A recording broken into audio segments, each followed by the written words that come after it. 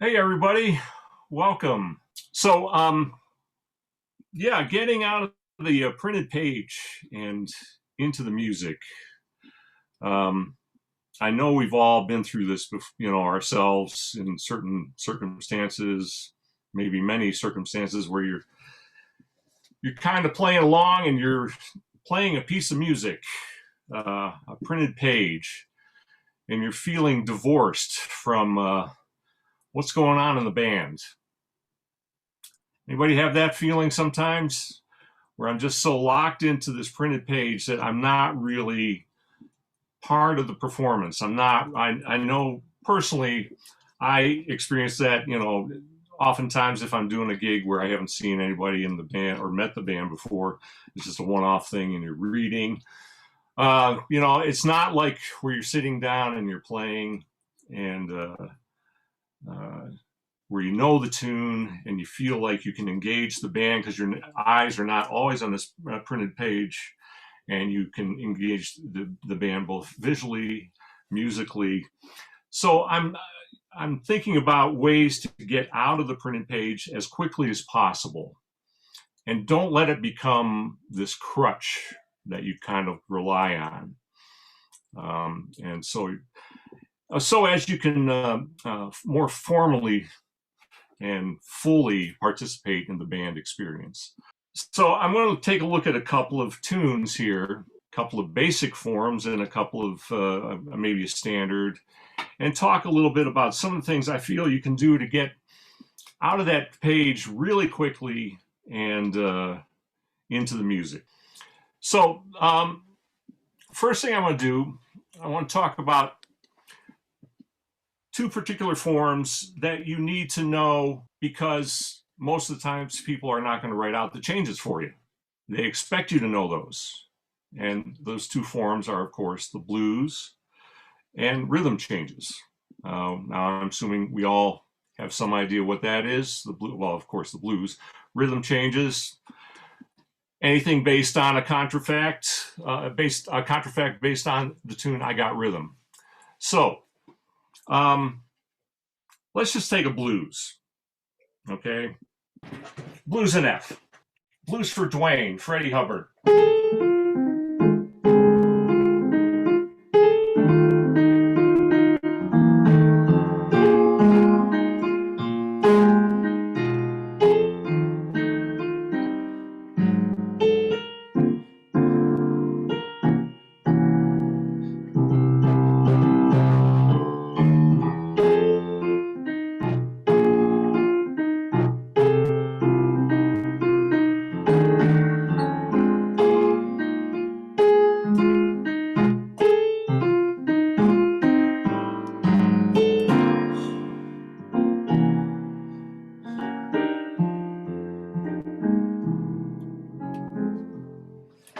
Blues in F, right?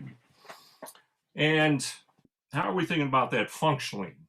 This is the main thing I want to get to today. Thinking of music in terms of the function of the tune. Okay? With the blues, of course, we have our one chord, right? We have a quick change, usually the B flat. In this case, we're in F. In the second bar, one chord, four chord, sometimes that passing diminished chord, sharp four diminished, one, six chord, 6/7, 2 minor 7, 5/7, 1, right? So let me ask you this, is that the way you think about this tune when you play it? Do you think about it in terms of the function of the chords, or do you think about the chords as written on the page? Oftentimes when we're presented with a piece of music, we have chords written on the page, and we're kind of just looking at those and not really getting them into our ear immediately. It's just this thing on a piece of paper. And the main thing you want to do, say if you had a blues put in front of you, is you want to immediately get after the function of those chords, okay? Because like I say, most of the times people are not going to write out blues changes for you. They expect you to know this. So, thinking functionally, one chord. 4 chord. 1 chord maybe in the 4th bar, altered.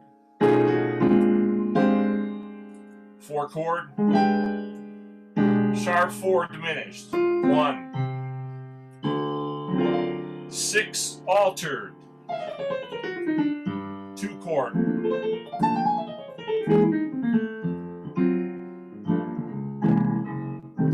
So, by thinking functionally, 1, 4, 1, 6, 7, and so on, that means we can take it to any key, right?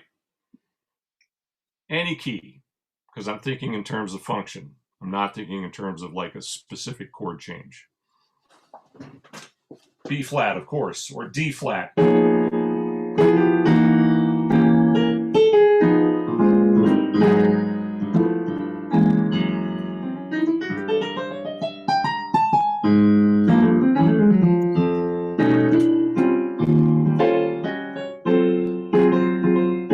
So that's why we know the blues are expected to learn the blues, all keys. And we know it by the function of the chords, okay? Getting out of the printed page, thinking about the function of the chord. And the other thing is, no matter what instrument you play, this is another way to get out of the printed page.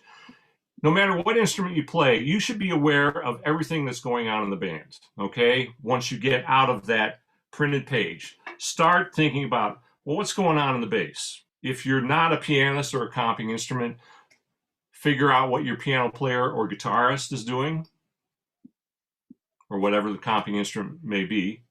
And the same thing, if I'm, say, like a piano player, I got to figure out what's going on in the melody. You've got to know the tune top to bottom, no matter what instrument you play. There's kind of this famous story about, I believe it was Phil Woods, the great alto player, doing a session for Michel Legrand with full orchestra, I believe, and he was the featured soloist. I think this may be back late 70s or so, and people were astonished in the orchestra because when they were rehearsing the band, they would stop and Phil Woods would point to, say, like the, maybe lead flautist or first violin and say, no, your part goes like this, and then he'd play it. So he knew everything about that score, top to bottom, even though he maybe never would play that, because he was the featured soloist, but he knew the parts in what everybody was supposed to be doing. And, I mean, we can't all be quite like that maybe, but we can strive to be. So you need, and especially, as a pianist, I feel like I have to be aware of everything that's going on in the band. Because if, like, say, the bass player's car crashes into a snowbank, it's usually my left hand that's going to be the bass, okay? Actually, that did happen to me once with the Woody Herman band. I was playing with them, and the poor bass player got stuck in a snowdrift, and I ended up playing the gig left-hand bass and on my keyboard. So,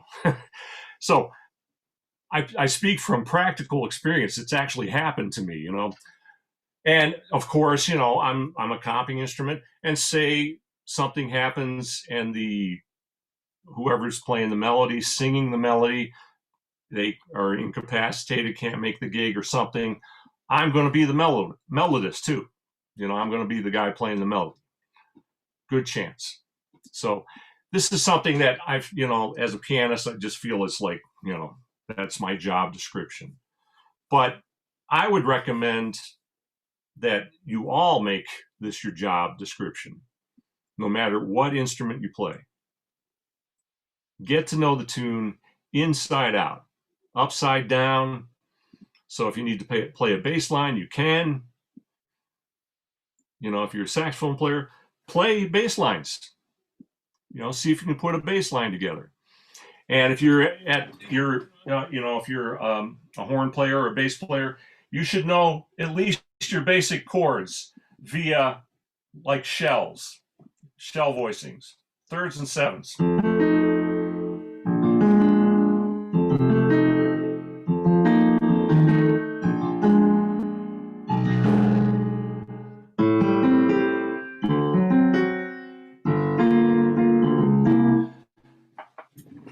I've run into a lot of players when presented with a tune for the first time, horn players. I'll hear them going through things like that, shells, just to get the basic layout and sound, the sound of the chord progression of the tune they're playing on. Even if it's a first time event, they'll do that to kind of center themselves. I do the same thing myself, just get a sense of what the basic tune sounds like. And that's what this is all about. It's engaging your ear. We're not there to just read a piece of paper. We're there to engage our ears. And these shell structures,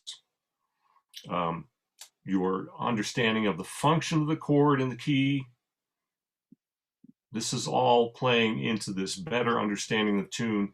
And so you can engage your ear and let your ear be your guide through the music. Now, the blues, I think we all pretty much, most of you I'm seeing, have a lot of experience with the blues. You probably know it all keys and everything. And that it means cataloging all the different variations on a blues. Say, somebody says, well, we're going to play a Parker blues. Well, okay, what's that?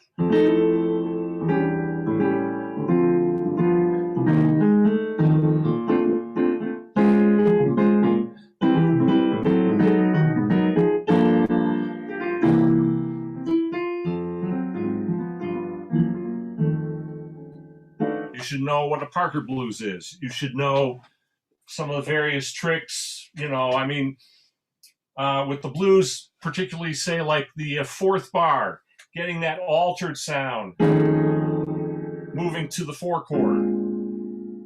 I think that's really something I don't hear enough, especially in younger players.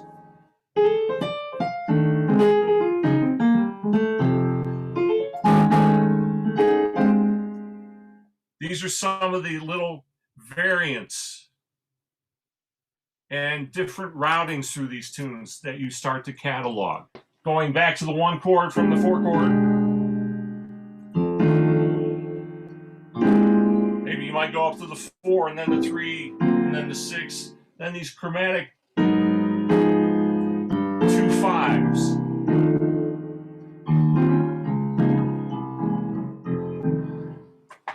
You catalog these things, you keep these roadmaps kind of in your head. So that when you do play something like the blues, you can have this conversation with the rest of your bandmates. That's what makes these tunes fun to play on, is you get out of the printed page and you have this catalog of different routings through the harmony. And then you can engage your fellow players in all these different ways. So that a blues becomes a real experience. If you get with people who have a really extensive vocabulary on what's going on in something like that, you can really take the tune places. It really becomes a group experience. And that comes from engaging your ears and also your eyes, I might add. One thing I've learned over the years is to keep my eyes open. Don't get so far into it, where you got your head down, eyes are closed, and you miss the cue to something else that's going on. Maybe you've had that experience where you miss a cue and you wake up and you go, wow, I should have had my eyes open. I think I had a few experiences like that, and I got the message in a hurry. It might have been a Carmen McRae experience, where I woke up and she was giving me what they called the ray. You just did something really bad. So stay engaged visually, orally, get off the page. Now, we've just talked about the blues so far. That's that's the most basic form you really need to know. The other one, rhythm changes. And why these two forms? Well, they contain some of the most basic elements of harmony and rhythm and phrasing that you're gonna run into across the board on any tune that you're gonna play. You're going to, in these two forms, you're going to solve a lot of the harmonic equations you need to solve as an improviser, as a player. There's so much to be learned from these particular forms. That's why you're expected to know them. Rhythm changes, right?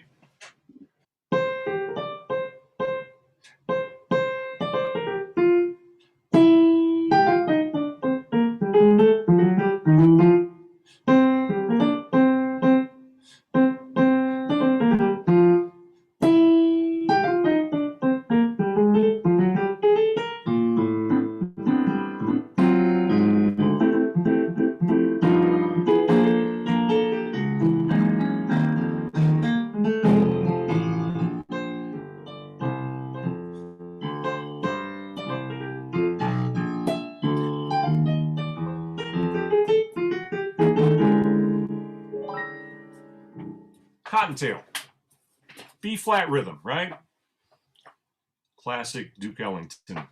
So how do we think about rhythm changes in terms of function, okay? Not just a string of changes put together. Well, yeah, B flat, G, C minor, F, D minor, G7, C minor, F7, B flat, 7, E flat, E diminished, D minor, or F major, or pardon me, B flat over F, G7, C minor, F. That's exhausting to think that way. You know, that just wore me out right there. I don't have to think that way.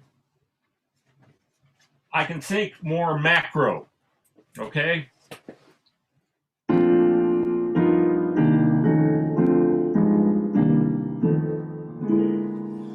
So the first 4 bars of the A section of rhythm changes. This is a 32 bar form, of course, an AABA form. The first 4 of rhythm changes. It's one of your most basic progressions repeated twice, and that being the 1, 6, 2, 5. 1, 6, 2, 5.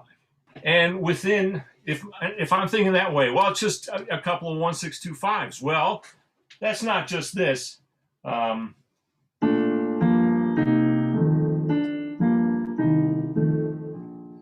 That's the most basic thing. But that means this.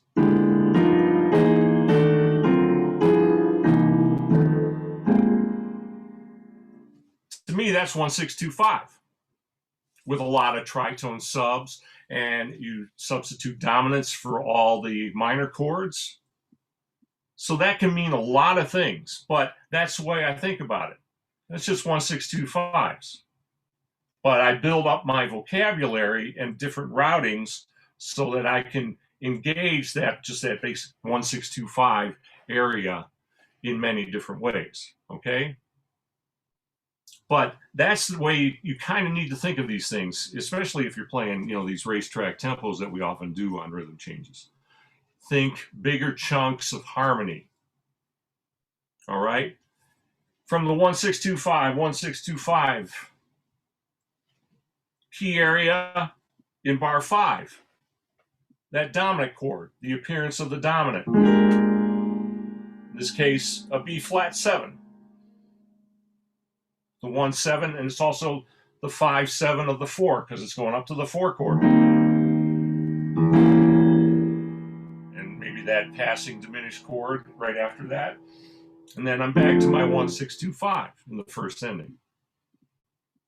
So far, the only thing I'm really thinking, 1, 6, 2, 5 area for the first 4 bars, I got to hit that dominant in the 5th bar, the 4 chord in the 6th bar, then another 1, 6, 2, 5. Okay? That, and my knowledge, the way I know this basic progression, this 1, 6, 2, 5, and what can happen there, that opens up the music for me. But I don't have to read that on a piece of music. Okay? And that way I can listen to what maybe my bass player is suggesting to me. I can throw out ideas of my own. I might listen to what the horn soloist is playing and see if I can get a little more color into the comping behind him or her.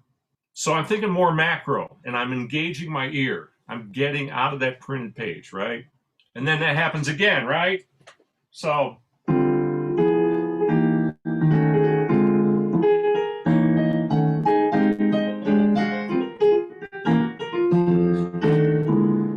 we do have to cadence in the second ending. We have to cadence in the 8th bar to the 1 chord. That's a little bit different there, right? Then you get into the bridge. Cycle 5 dominants. That's the way I think of them.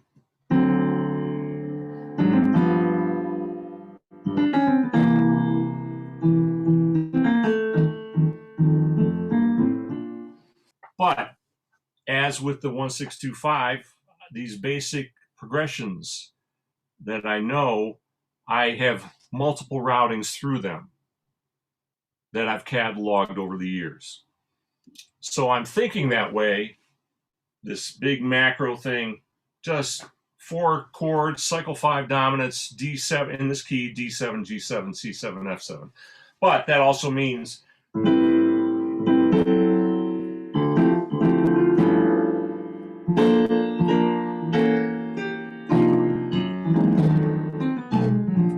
there I put a 2 minor chord with each dominant, creating something that we used to call at Berkeley contingent 2 5s. Okay, where you have kind of like an A minor to a D7, then the parallel minor chord becomes your next chord. That's how we referred to them there at the Berkeley College of Music. But and I have other things that could happen there now too. You know, I could start to maybe plug in some of my knowledge of some of the Coltrane matrix. Who knows? You know.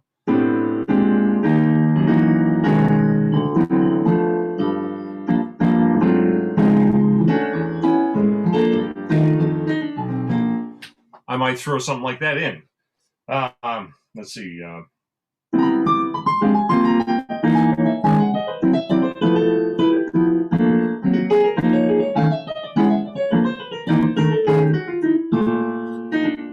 We used to do that with convergence. You know, we had a little rearranged version of I Got Rhythm where we threw in a lot of extra stuff. But the idea, by thinking in these larger chunks of harmony, it's easier to get out of that printed page. I never really want to read rhythm changes, you know, and oftentimes in charts, big band charts, you encounter, they'll just say rhythm, A flat, and they'll leave it to you and the rest of the band to come up with some music on rhythm changes in A flat. And by being engaged with that form in these more macro sections where I'm thinking just big chunks of harmony, never individual chords. That just wears you out. You got to think of the chords in context. So that means 1-6-2-5. That to me is just like a block of harmony. And a cycle 5 dominant chain, you know, of 8 bars on the bridge, that's a big block of harmony for me. But I'm not thinking maybe individually so much. Okay? So let's talk a little bit about a standard tune. A standard tune, a good choice, well, the one that I made for today, one that we probably all know, All the Things You Are, the classic Jerome Kern tune, which is about probably 100 years old now. Still played. Still kind of a test bed for players because of all the amazing harmony it contains, melody as well. This has been the inspiration for other tunes. Slide Hampton speaks of Dizzy Gillespie's Con Alma as being inspired by his admiration for All the Things You Are, the harmony of all the things you are. And Dizzy's tune Con Alma, if you've ever played that, that's a gorgeous tune, and it's a bear to play well. It's really difficult, but it's a great tune. So Dizzy was inspired by Jerome Kern. So we all kind of know this tune, I'm assuming, looking at most of the people here. I think you probably know it, are familiar with it. You've heard it before.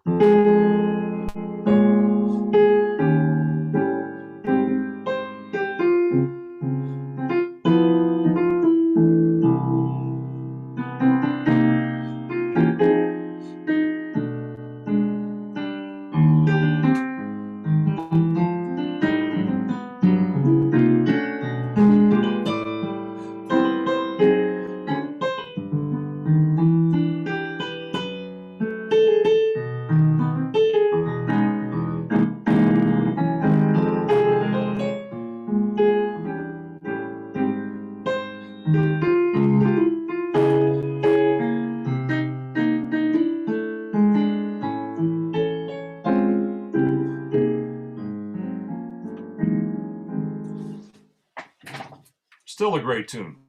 I still love playing this tune. So there's a lot of harmony here.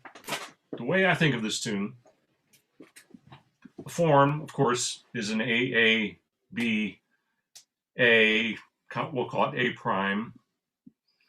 That's the way I think about it. You have two A sections, which are basically the same thing, just in different keys, the first two A's. First A,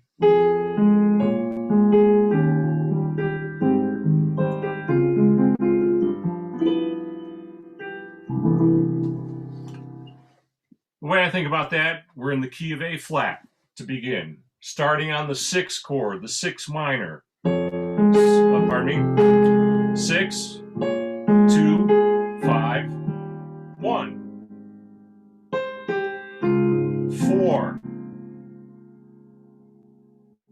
Here's where it leaves A flat.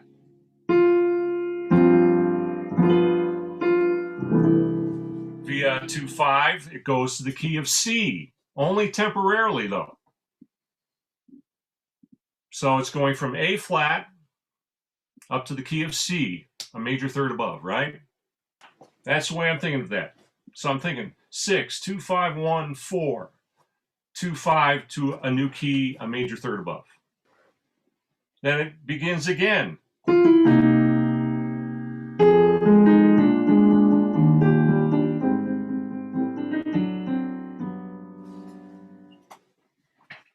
We start on C minor. Okay, it's the same thing I just played, except it's in a different key. It's now in E flat, 6 minor, 2, 5, 1, 4, and another 2, 5 to get us to G major, right? And then we stay in G major to start the bridge. 2,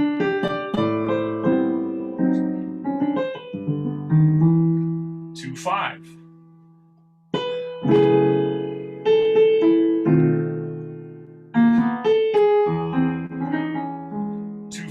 To E major. Then we have this chord out of nowhere to get us back into A flat. This doesn't function in the key of E out of nowhere, but here comes the 5, 7 of the 6, going back to F minor.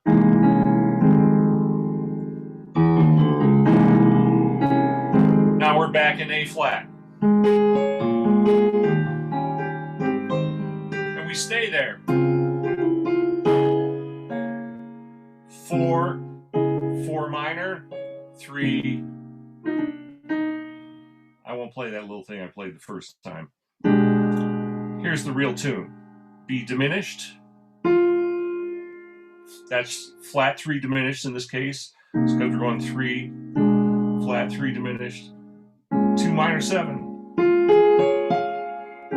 5, 1, and then a 2, 5 to get us back to the top of the tune. So, all this theory, but to me it makes it easier to play the tune. Because once again, I'm thinking macro. I'm engaging my ear in a different way. The key centers. I'm not thinking individual chords here.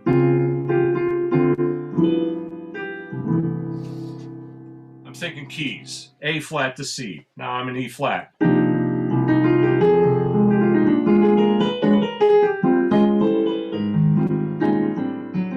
then end up in G. Stay there.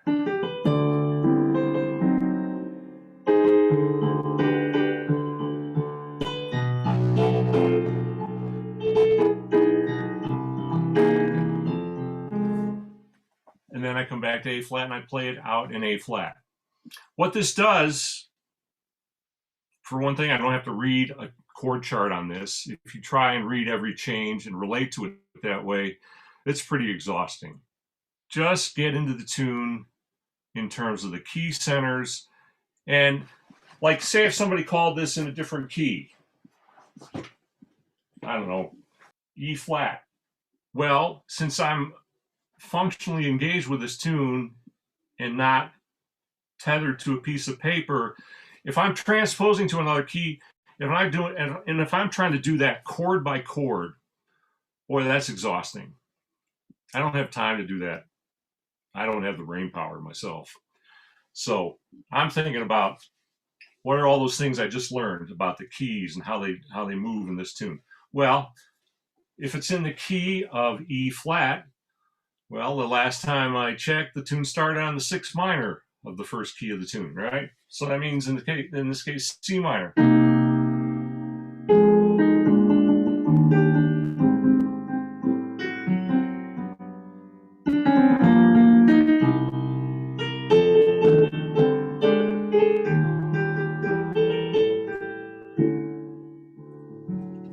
And I end up at the bridge, I'm in the key of D.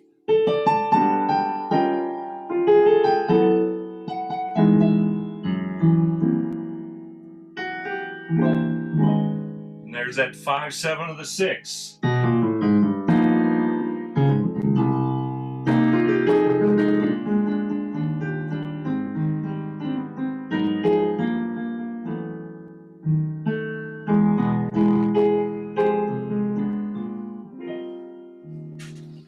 Right?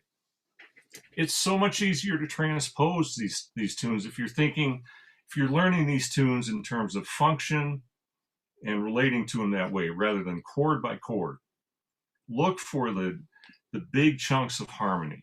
You know the tune better if you're thinking in these terms. And and this is something, even when you're presented with a tune for the first time and you're playing it on stage, I would do everything you can to get away from the music as quickly as you can. I mean, I realize some tunes, are, really complex, and it might be more difficult with certain tunes. But if you can, really, as the performance continues, as you're playing through this tune, get away from that page. Try to engage the band, engage the harmony with your ear, engage the melody with your ear. This is what I'm talking about when I refer to, getting out of the printed page. Join the band. Don't let that band just be some entity that you're kind of hearing sort of, with your ears, and you can glimpse some activity with your eyes. No, be able to rise above the printed page, see what's going on. See what's going on, listen to what's going on. Going back to all the things. The cool thing with that tune, it's a melody made of guide tones. 3s and 7s. 3, 7. Pardon me. 3, 3, 7, 3, 3, 3, 7, 3, 3, 3, 7, 3. This is Jerome Kern. How brilliant he was. And that, merely by going through the harmony,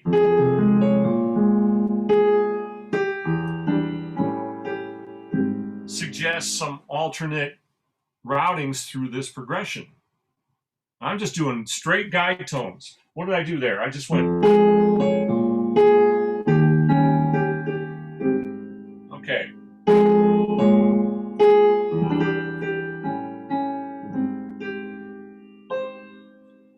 So I'm in that third bar, pardon me. Regular chord is an E flat 7. Shell is flat 7 and the 3. What's the tritone sub of the E flat 7? Well, it's A7.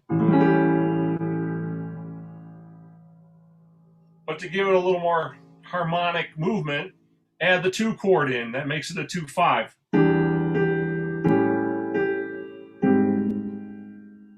In this case, E minor 7, A7 to A flat. And that's just suggested by these shells. But knowing and this melody, knowing that they are guide tones.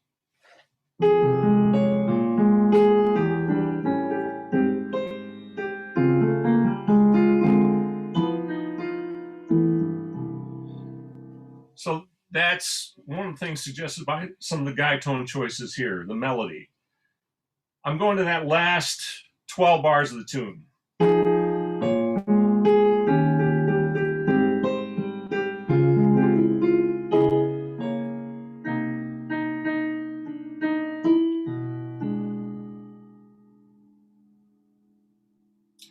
There's a B diminished. That flat 3 diminished, coming from C minor.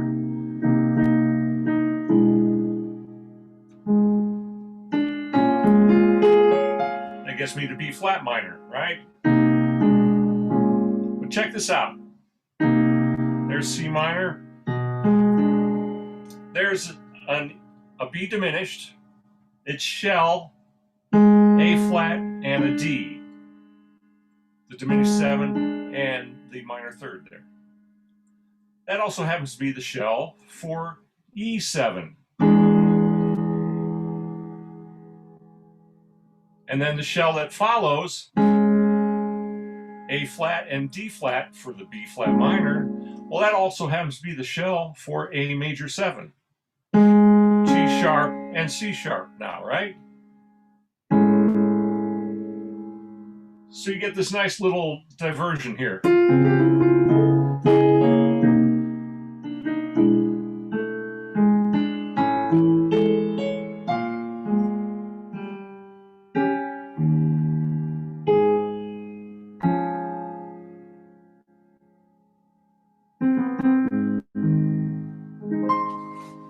Right? All this comes from knowing the tune functionally, understanding that that melody is this basic function. Guide tone is the most basic thing, thirds and sevenths, but it's a classic melody, and it suggests some of these beautiful alternate routings through the chords. And if you know these things, you know, I've been on gigs where, you know, I'll look at the bass player and, you know, we're doing something like that. And he'll go, got it. Yeah, that's fun, man. Let's open that harmony up. If I do like the end.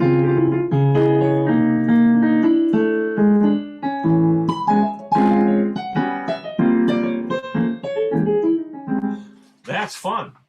That's what I'm talking about, how these tunes kind of become a different experience. If you get out of the printed page, you start to think about harmony in these bigger blocks, and you look at the specifics of the harmony, like shells, you know, most basic, you know, approach to anything in a tune.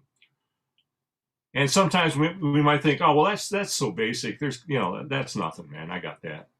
Well, have you got to the point where you can understand how it can suggest other routings? So whenever you can, put that printed page aside. That's after much, you know, study, of course, as much study as you can get in. If you're, let's say, like if you're playing a new tune, it's kind of like this immediate process. This process also gets faster and faster the more you do it. You know, like you almost immediately start to relate to tunes in this way. What's going on functionally? What's happening here? Why does that do that?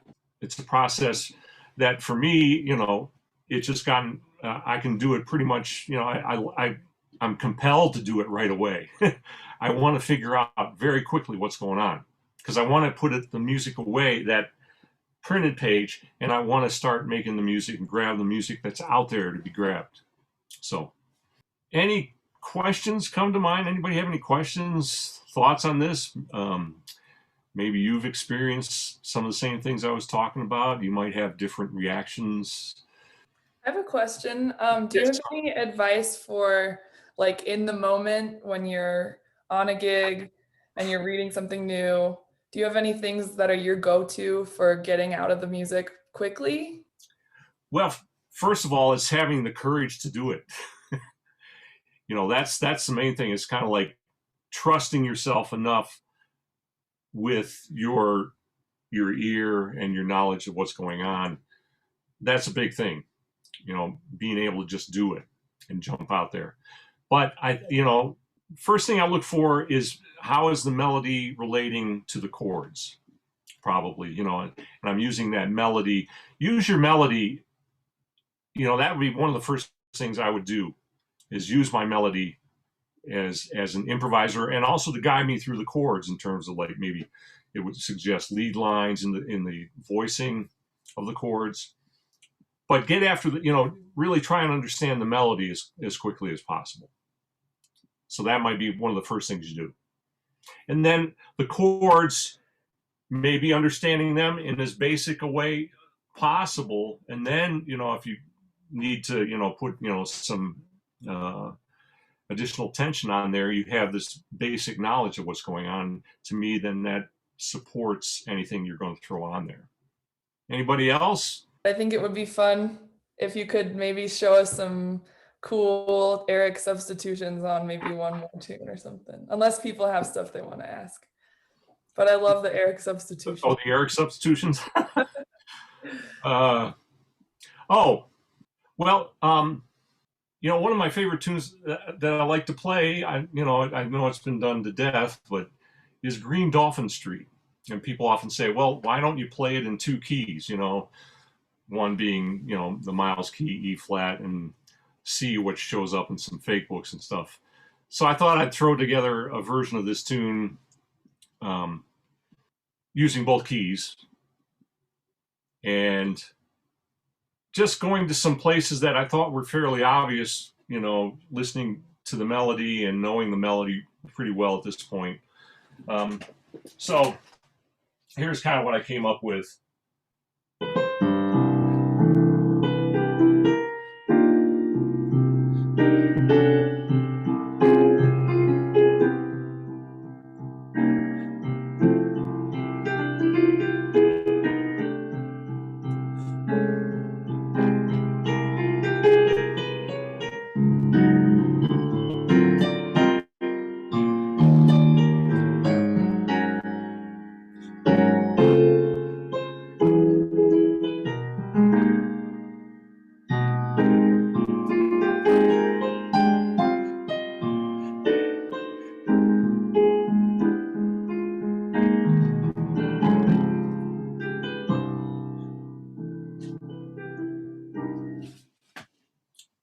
So I thought that it was fun to play the tune that way, and a lot of those things, like especially, well, it oftentimes has that pedal point, right? The the tonic pedal point. We'll want not to stay on that a little bit longer. Continue it.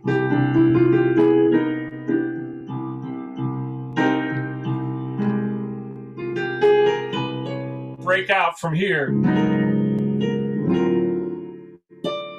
Now I'm in E flat for the second half of this tune now.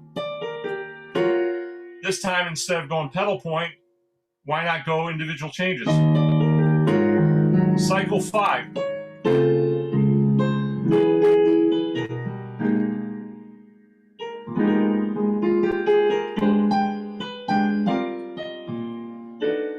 Now use the pedal point at the end. E major, D flat major, and I'm back in C. So I kind of shifted the pedal points around, sometimes at the end of the form rather than the beginning of the form, found some opportunities for some motion in different spots. So that's my take on Green Dolphin. Just a little bit different approach to it in two keys. I think that really shows that, like, you can do these tunes as jazz musicians are just templates, and it's exactly what you're saying about getting away from the music and opening up those kind of creative opportunities too, and coming up with your own way to get through these tunes. I'm really glad that you shared that. And I was going to say, I was listening to Keith Jarrett other day, and it was an interview, actually. I was reading it and I was also listening to him, but he was talking about, the music is out there to be grabbed. It's sitting there, but you have to let yourself be in a receptive mood to get that music And you can't do that if you're buried in a piece of paper, you know, and you're down like this, and you can't, that stuff is going to be out there, but you can't reach out for it and grab it. This music that's out there to be, you know, enjoyed, engaged. So that's why I think it's just so important to get away from the printed page, get a deeper understanding of the music, and hopefully, you know, engage your bandmates. It's all going to sound so much better. It's going to sound engaged and communicative. So that's what I think I'm getting after with this. You know, to me, this is very important as a musician. No matter what age you are, no matter what you're playing, no matter what kind of music you're playing, you need to know the music deeper than what's on that page. Beautiful stuff, Eric. Thanks. Especially the Pearl. I have a lot of my students learn the bass lines to standards. I think you suggested that, and that is such an ideal, that's a pearl. Thank you for revisiting that. I think that's an incredible tool to use to help you learn a song, is having them come up with a bass line as a horn player, because it's just so foreign to them, you know. But for learning changes, I think that's a great device.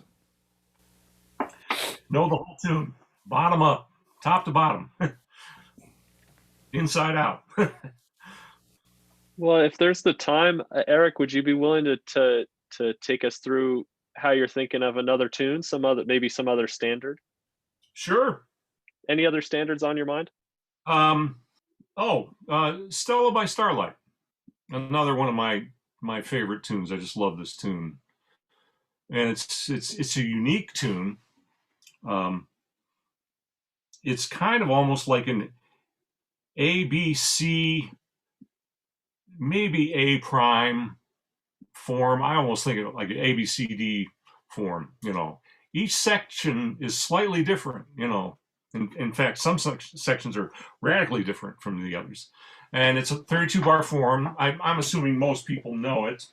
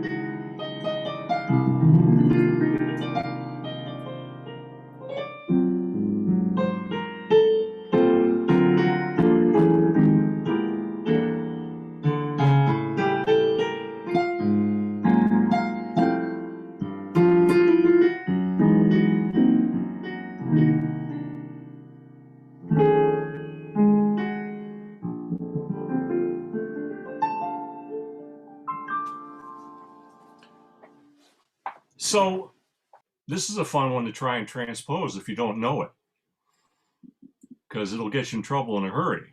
Some of the things you need to know about this tune. One of the things, the first change, two changes that we play normally, if you're reading it out of a fake book, that's not the original tune. The original tune goes like this.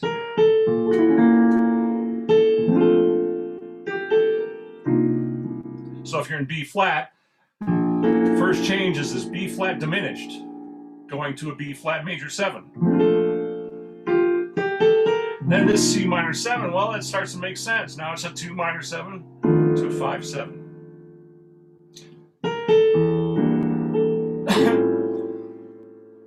Good chance that was Bill Evans' substitute right there. The E minor 7 flat 5 to the A7 alt. That you hear that in let's see, you hear that in Parker's. It's kind of like this sharp 4 minor 7 flat 5 to a 7 7 alt. You hear that in Parker's version of Embraceable You.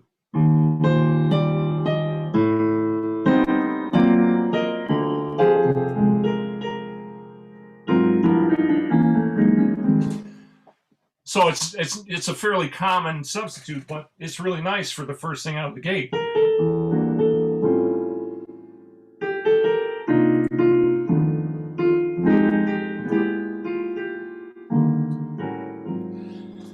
the other thing about this, okay, that's all in B flat. And then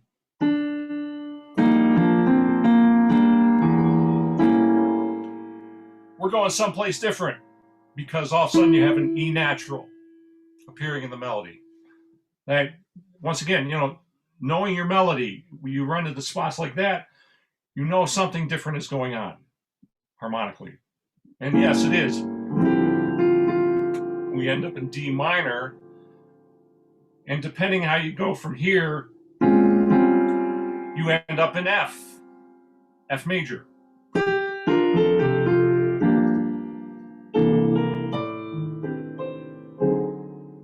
And there's any number of ways to get there. This is one of my favorites.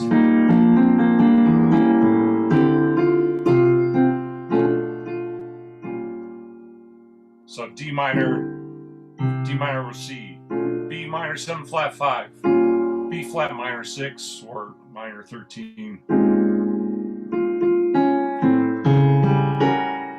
A13 flat 9, D minor, G minor, B minor 7 flat 5, B flat minor 11, A minor 7, to D7. Normally it goes to G, right? I played with Eddie Gomez a short time ago.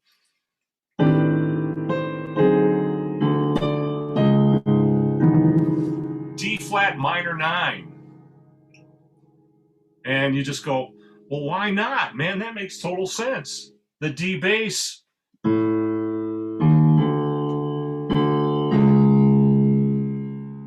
bass line justifies that. So does the melody.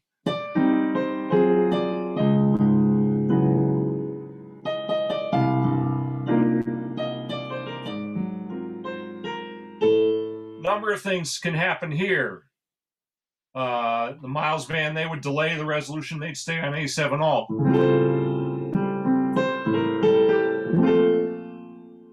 Kind of like that A7 alt going to a B flat major. That's a nice, it's like a delayed resolution.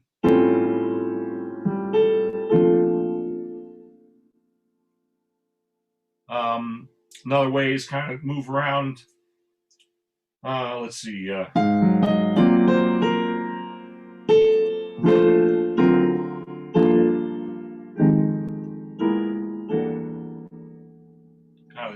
That's a Bill Evans-ish thing. But it's all bass motion. And then the final thing, chromatic 2/5s.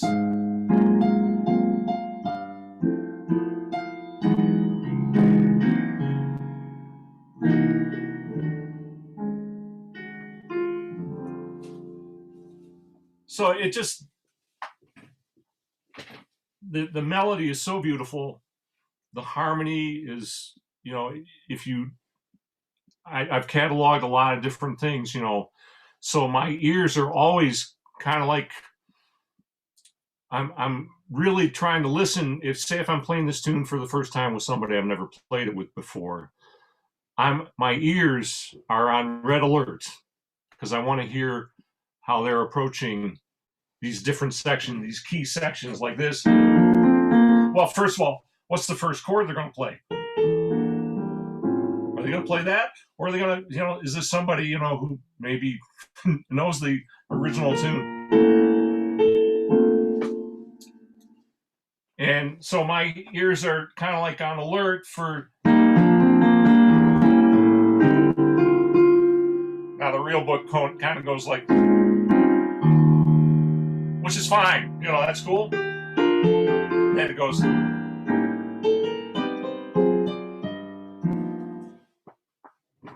but you if you play, you know, and I'm sure you have and will, if you really get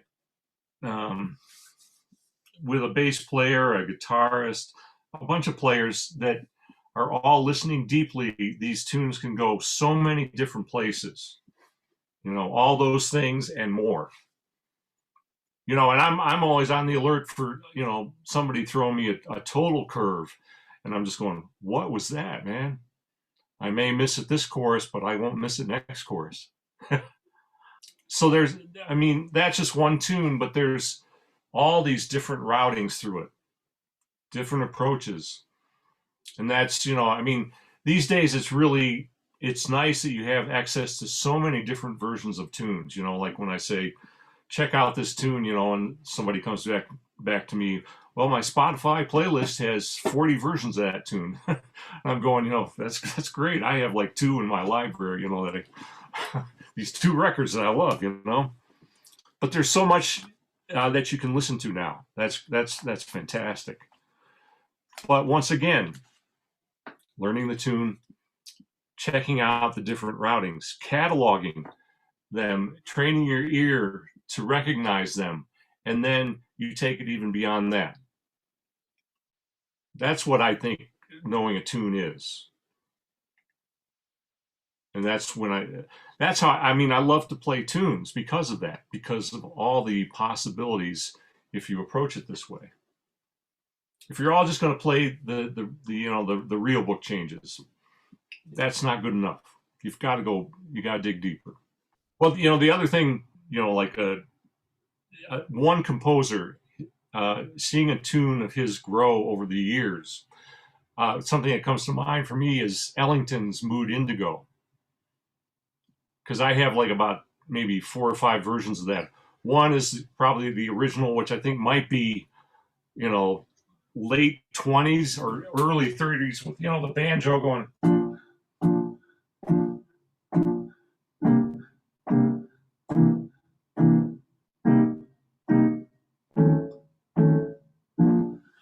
And then I have one that's maybe later, maybe early 40s. It's all a little bit more modern, little different instrumentation. You don't have the banjo anymore or the piano doing that, you know, that 4/4 thing. It's getting a little more modern, all the way up to a version that he recorded maybe late 60s with the big band. That sounds to me it's almost like Schoenberg, the way the voices move, you know, and it doesn't sound like any writing you've ever heard before, especially in a big band context. It's amazing. So it's oftentimes fun to see one composer, the way they reimagine one piece of their music over the course of their career. You know, that's fascinating to me as well. Tunes are they're like infants. You birth this tune and then you revisit it. You don't abandon it. You revisit it, you nurture it, you rearrange it, you play the tune with different formats, different instrumentation, and it can, you know, reveal whole new sides of the tune. So it's really cool to see a tune, you know, and I can name any number of composers, you know, who have listened to their music and go, wow, listen to how that has evolved over the years. You know, all as a result of their interactions with other musicians, what they brought to the tune, and just maybe some new thinking about, you know, how they approach music, all those things. So I just want to thank you so much, Eric. thank you. Thanks, everybody. Enjoyed it.